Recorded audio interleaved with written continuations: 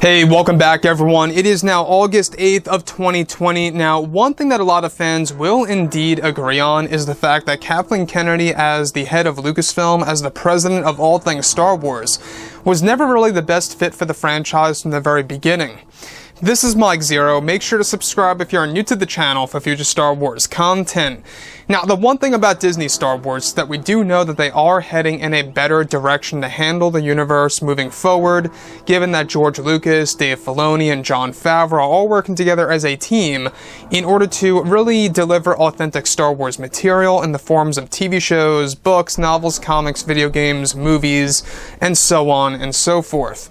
Now, the thing about George Lucas is that he really is doing everything in his power to really make Star Wars as best as it can be, and the Disney CEOs, Bob Iger and Bob Chapek, given that Iger is going to be leaving Star Wars this November to focus a little bit more on Marvel for the time being, we also have Chapek, who is trying to create a legacy for himself, trying to create his own image for the Star Wars fandom, and to really regain many of the lost Star Wars fans.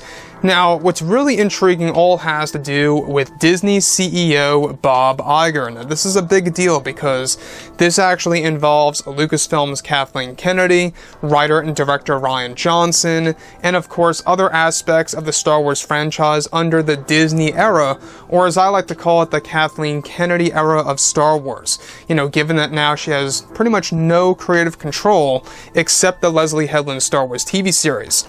Now, with both Disney and Lucasfilm now fully embraced in developing their new universe, they are currently focused on creating a plan to reunite the Star Wars fandom moving forward. It's described that currently both Bob Iger and Bob Chapek are doing everything in their power to make Star Wars as best as possible. It's described that behind the scenes, the Disney CEO, Bob Iger, is very sorry and regrets even allowing Kathleen Kennedy to take control of Lucasfilm back in 2012/13, where it said that Bob Iger regrets his decision of letting Kathleen Kennedy ignore all of George's concepts and ideas for the sequel trilogy, as all of his concepts would have led to a better box office results, and that Iger at the time allowed Kennedy to cancel any of George's ideas for the sequel trilogy, and deeply regrets doing so. Now, it said that Iger now is trying to save Star Wars based on his own personal mistakes he made with all of his decisions for the Star Wars franchise, including and allowing Kathleen Kennedy to hire Rian Johnson. Now, this is where things begin to get very intriguing, is that it's described that at first, Bob Iger was skeptical of Rian coming into the Star Wars sequel trilogy, and was even against it at one point in time. However, Kennedy convinced Iger to let Rian on board of Star Wars Episode 8 at the time, before the script was even established for the fans to witness. Now, Iger now is trying to make up all of his mistakes with the new universe, and of course, everything that's involved with George, John, and Dave working on this new expanded universe. So here's the thing about this entire situation that really is a big deal and is very important to the Star Wars fandom, is that here we are, you know, it's the middle of 2020. We have Bob Iger very regretful over what he had done with Star Wars and where it actually led him right now, to where he had to come back and help fix the Star Wars franchise and to actually fix the entire company of Disney, given the global crisis at hand, to really get Disney back on its feet again.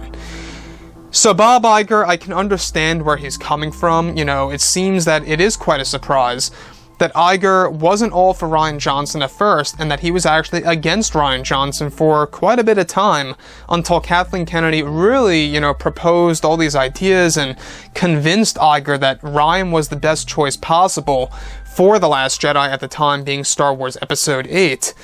So, you know, between him allowing Kathleen Kennedy to take over Lucasfilm based on George's, you know, choice of Kathleen Kennedy, and allowing that to happen, and also allowing Rian Johnson to take control of Episode 8, even though he had doubts about Rian, it just shows you how, you know, how he was quite a little bit blind with how Star Wars should have been treated, you know, some years ago, right?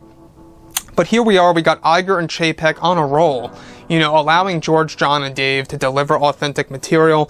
Like I've said before in the past, guys, we all make mistakes, but this is something that really should have been common sense from the very beginning. You know, to me, this is Star Wars. This is a hit franchise. This is a type of franchise that you would have expected to see, you know, astronomical box office results, especially with The Rise of Skywalker being the final film of the Skywalker saga, not even meeting the amount that it made with The Last Jedi. You know, The Last Jedi made more. Episode 9 didn't even reach that. So that was a telltale sign that obviously there were a decrease, there was a decrease in, multiple viewings, for a lot of Star Wars fans out there. I myself only saw the film twice to make sure that, my feelings toward the film were true. So with that being said, guys, drop a comment below. Let me know what you think about all of this in the comments. And if you guys did enjoy the content for today, do make sure to drop a thumbs up on this video to support the channel. I thank you all so very much for the kind support, and I'll catch you guys next time.